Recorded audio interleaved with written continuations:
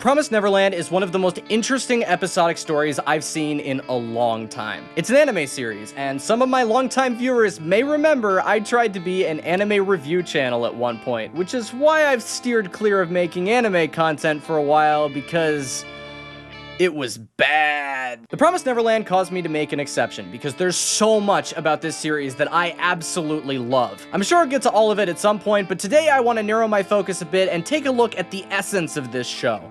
The writing, the directing, and how those things come together to manipulate the audience. Warning, the following video contains spoilers for Season 1 of the anime, The Promised Neverland. Do not allow this video to spoil the series for you if you have any interest in watching it whatsoever. It's an experience that is best going in blind, and you're doing yourself a disservice by ruining that opportunity. Viewer discretion is advised.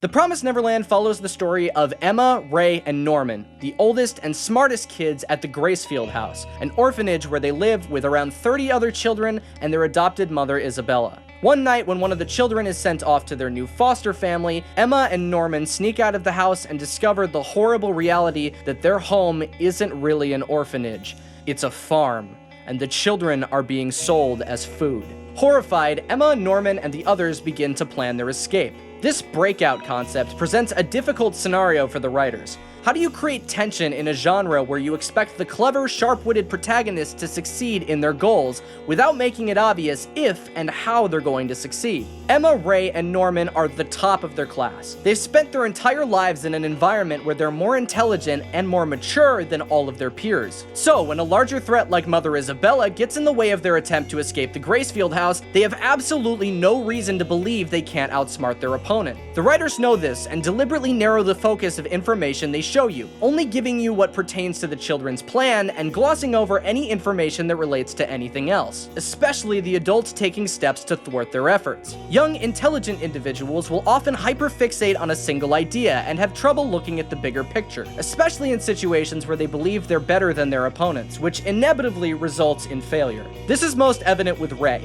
After it's revealed Ray is only working with Isabella to betray her, there are multiple scenes where we see him feeding her information in exchange for the tools he needs to enact his plan of escape, giving the audience the impression that the children have a leg up on their superiors. Although, this couldn't be farther from the truth. In episode 8, Isabella reveals she knew Ray was betraying her the entire time, and uses his false sense of confidence to separate him from the other children, which causes their plan to fail and sends them back to square one. By showing us these events from the perspective of children clouded by their own hubris, we as the audience genuinely believe the kids are able to outsmart the adults. Typically, in shonen anime and manga, it's common for the underdog, especially children, and especially the protagonists of a series, to overcome whatever struggles they're facing, regardless of the odds. Since The Promised Neverland is structured like series that generally go in that direction, you expect Emma, Ray, and Norman's sharp wit and cunning behavior to pay off immediately. Instead, their actions result in horrible consequences. Isabella shattering Emma's leg and Norman being shipped out of the farm ahead of schedule.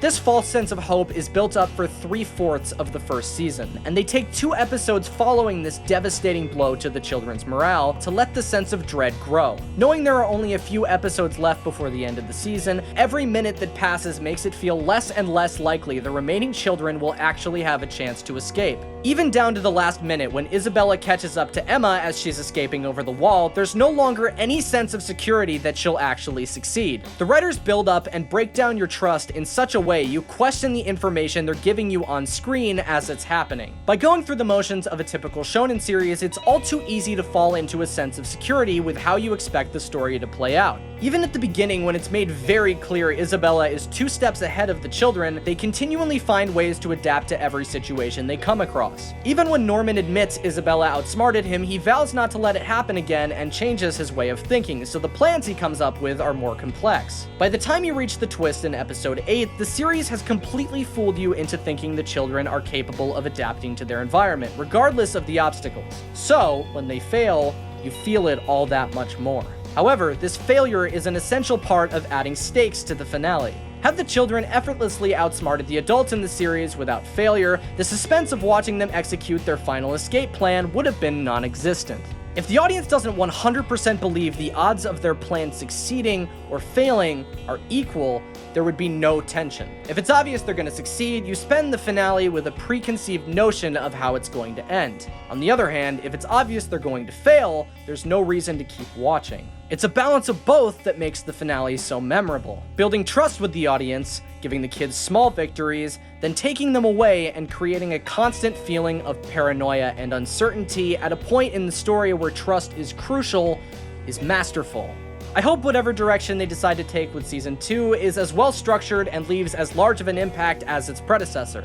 Cause I'm hooked, and if this series goes down the drain after such a strong first season, I'm gonna be disappointed. I don't want to make a video a year from now called How the Promised Neverland Season 2 Ruined My Life.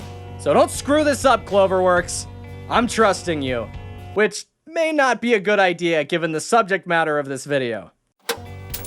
Thank you so much for watching. If you enjoyed this video, make sure to leave a like and subscribe for more content like this, and leave me a comment letting me know what you'd like to hear me talk about in the future. But that's it for today. My name is Kevin Crust, and I'll see you guys next time.